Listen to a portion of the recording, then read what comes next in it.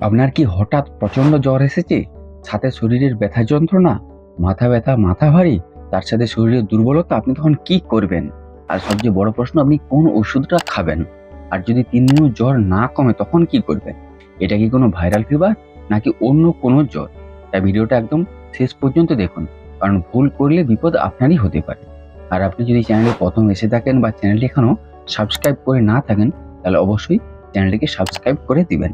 Hello everyone, learn about health চ্যানেলে আপনাদের সকলকে স্বাগত জানাই। হঠাৎ জ্বর আসলে সেটা ভাইরাল ফিভারের কারণে হতে পারে, আবার অন্য কোনো কারণ থেকেও হতে পারে।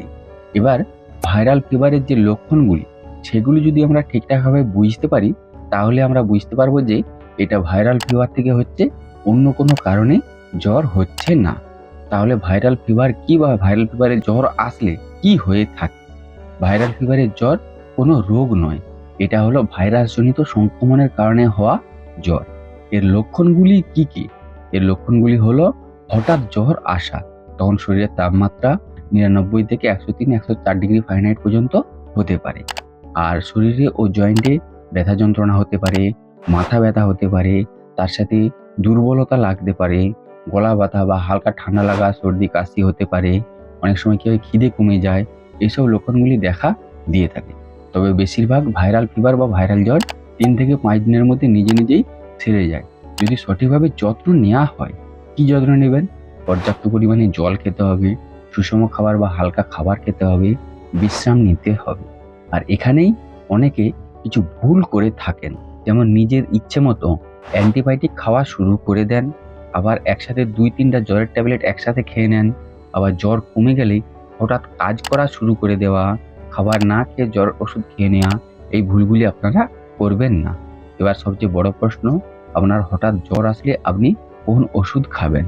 জ্বর ও শরীরে ব্যথার জন্য প্যারাসিটামল খেতে পারেন।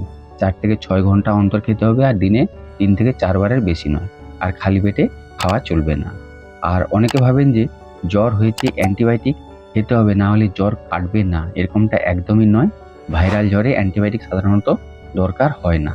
এবার এই প্যারাসিটামল কতটা মাত্রায় খাবেন, বা গলা ব্যথা বা ঠান্ডা লাগা বা সর্দি হাঁচি কাশি হলে কি ওষুধ খাবেন, তা নিয়ে আলাদা ভিডিও রয়েছে। আমি আই বাটনে বা ডেসক্রিপশনে লিঙ্ক দিয়ে দেবো, আপনারা গিয়ে দেখে নেবেন। এবার এই ভাইরাল জ্বর নাকি অন্য জ্বর, সেটা চেনার উপায় বা ইঙ্গিত কি? ভাইরাল জ্বর সাধারণত ধীরে ধীরে কমে যায়, 3 থেকে 5 দিনে ছেড়ে যায়। রক্তের রিপোর্ট অনেক সময় নর্মাল থাকে। আর অন্য জ্বর হলে জ্বর 3 থেকে 5 দিনেও কমে না, কাঁপুনি দিয়ে জ্বর আসে, খুব বেশি শরীরের ব্যথা যন্ত্রণা হয়ে থাকে, চোখের পিছনে ব্যথা হয়ে থাকে, বমি বমি ভাব, পেটে ব্যথা বা পেটের সমস্যা হয়ে থাকে, খুব দুর্বল লাগতে পারে, রোগী একদম খেতে না পারে বা উঠে দাঁড়াতে কষ্ট হতে পারে, শ্বাসকষ্ট হতে পারে। এসব লক্ষণগুলি হলে দেরি না করে অবশ্যই চিকিৎসকের পরামর্শ নিবেন। এবার জ্বর যদি 3 দিনেও না কমে তখন কি করবেন?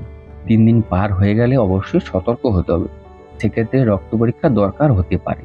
ভাইরাল জ্বর ছাড়াও অন্য জ্বর হতে পারে, যেমন ডেঙ্গু থেকে, টাইফয়েড থেকে, বা ম্যালেরিয়া থেকে, বা ব্যাকটেরিয়াল ইনফেকশন থেকে জ্বর হতে পারে। তাই তখন আর নিজের থেকে ওষুধ না খেয়ে অবশ্যই চিকিৎসকের পরামর্শ নিতে হবে। তাহলে জ্বর হলে ঘাবড়ে না গিয়ে সঠিক নিয়ম মেনে চলুন। সচেতনতাই সুস্থ থাকার আসল চাবিকাঠি। ভিডিওটি যদি ভালো লেগে থাকে তাহলে আপনি আপনার প্রিয়জনদের সাথে শেয়ার করুন, যাতে তারাও সচেতন হতে পারে। আর আপনার কোনো প্রশ্ন থাকলে অবশ্যই কমেন্ট করে জানাবেন, আর লাইক করবেন। আর হ্যাঁ, অবশ্যই চ্যানেলকে সাবস্ক্রাইব করে দিবেন, এরকমই হেলথ এবং মেডিসিন সম্পর্কে সঠিক ইনফরমেশন পাওয়ার জন্য। আপনারা সকলে বেশ ভালো থাকবেন, সুস্থ থাকবেন। দেখা হচ্ছে পরের ভিডিওতে। ধন্যবাদ।